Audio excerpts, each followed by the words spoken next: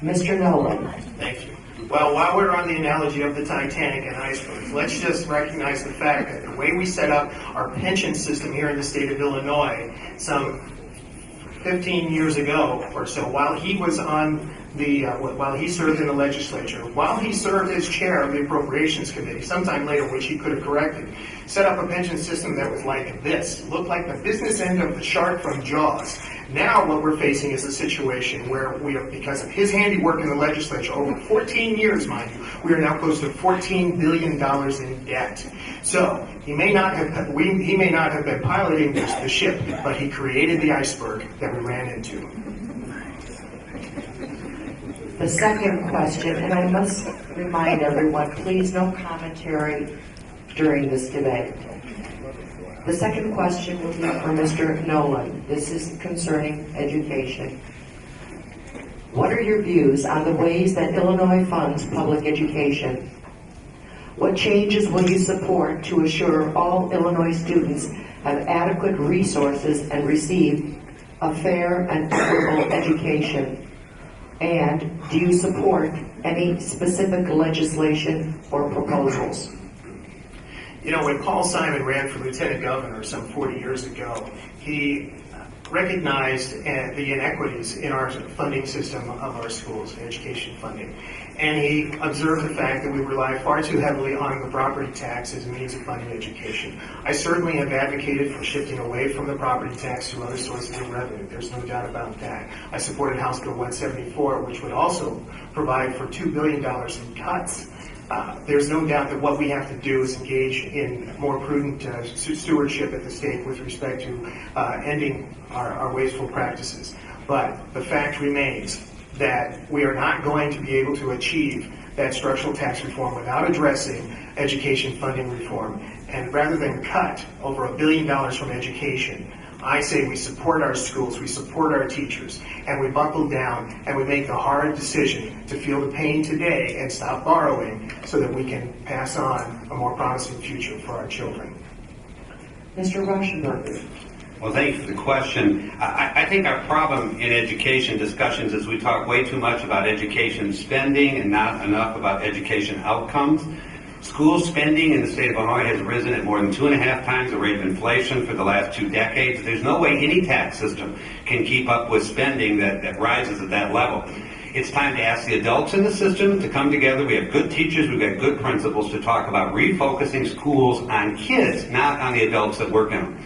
The problem in Springfield is the agenda down there is about the teachers' unions and about the adults. We need to be focused on our kids becoming lifelong learners. We need 8th graders that read at 8th grade reading levels. We don't need to talk about more resources. We need to talk about reallocating the resources we have. Now, one thing I'm not for is the largest tax increase in Illinois history, 4 times larger than the largest income tax ever passed, which I think is the bill that Senator Noland's talking about. That bill would cost every family in this district on average about $100 out of their discretionary income every single month. Mr. Noland, follow.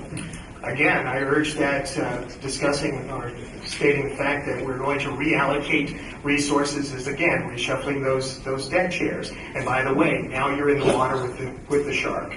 You got a real problem. Okay. Now, the bill that I am advocating and the path that I'm advocating has been supported by both Democrats and Republicans. Governor Edgar supported the tax swap back in 1997, which I certainly am, in a bipartisan manner, supported. To simply say that we can simply reallocate resources when the state of Illinois owes U46 $12 million and is owed District 300 another $3 million is preposterous. This bill will bring $50 million to School District U46 and another $8 million to D300, and it's the best path we can take. I'm sorry, what's preposterous is using our children as political pawns to get tax increases because Springfield doesn't want to change the way it does business. What's preposterous is using human service agencies as the first line of cuts while you pass out raises to unions that turn around and endorse candidates for office and fund their campaigns. It's time we start talking about the truth. It's time we repeal the mandates that are on schools, a book that's 4 inches thick of legislators' dreams about how education ought to work. It's time we trust teachers and principals to organize education. We need child-centered, family-responsive education. We don't need tax increases that drive more jobs and more income earners out of this state. We need to make this state friendly for jobs and for economic recovery. No applause, please. The third question is for Mr. Rauschenberger. The question deals with campaign finance, contribution limits. On January 1st, 2011, state law will impose limits on contribution to candidates from all sources in the primary election and from all sources except political parties and legislative leader committees in the general election. Do you support legislation expanding the limits to include party and legislative leader contributions in the general election? Yes, and I would have stayed in Springfield as long as I could, arguing that legislative leaders should not be carved out with a special position, and neither should political parties. Whatever limits we have need to be across the board. You want the candidate that receives the donation to clearly declare it. You want to know how he spends it. You want to know what they do with it. And you want to be able to track it. When it goes through slush funds like the Illinois Republican Party or the Illinois Democratic Party or through the legislative leaders, that's when you lose track of who's funding these races. It was a sham, I think, for the General Assembly to pass what they passed and call it reform. They knew what the reform groups wanted, and they purposefully didn't do it. It's a second cousin to the recall amendment that you're all going to get a chance to read about in the newspaper that requires 1 million signatures and the permission of legislators in order to put on the ballot. Mr. Noland. Thank you. As I stated before, I voted for every bit of ethics reform that came through the General Assembly. Campaign finance reform, I didn't wait for the conversation to begin. I filed a bill that called for caps on not only contributions but spending on campaigns. Additionally, I also filed a bill that term limited our leaders to 10 years in either chamber, and then perhaps another 4 in the adjacent chamber if they chose to transfer. The reform groups have all supported the ethics reform that we engaged in. We put caps on contributions for leaders. We put caps on contributions for organizations.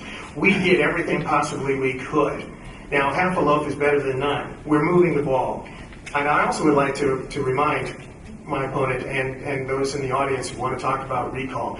I voted to impeach, to try and convict a seated governor, which was an historic occasion. Never in my wildest dreams did I ever believe during my first term I would be asked to do that. But we did it. We didn't sit on our hands and sit idly by. By the way, my opponent gave George Ryan $10,000 for his campaign contribution.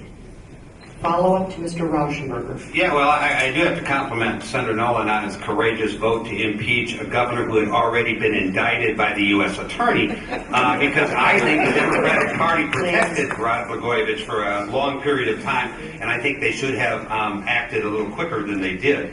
But again, it's not real reform if all it does is obscure who's got the money.